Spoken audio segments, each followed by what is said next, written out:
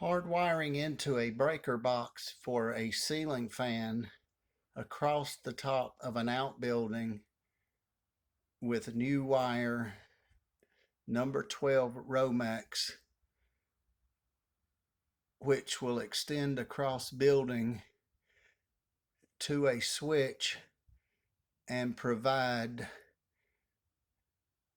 120 volts for the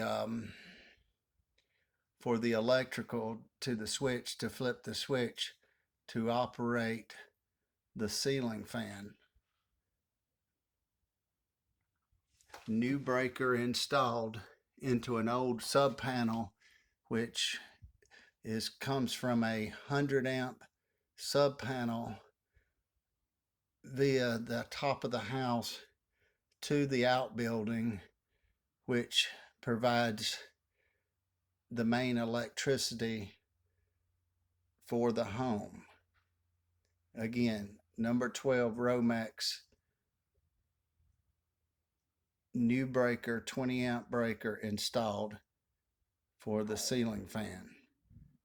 One could perhaps consider using number 14, but I prefer a 20 amp breaker on a number 12 wire, and 20 amp breaker the wire should be a little bit thicker than the number 14. However, number 14 is used on lights and that sort of thing. However, on plug-ins, it's not good to use a number 14. One should at least use a 12 gauge and a 20 amp breaker, single pole breaker with a 120 breaker. Again, 100 amp feed to a sub panel, old sub panel outside, tying on, adding a new breaker.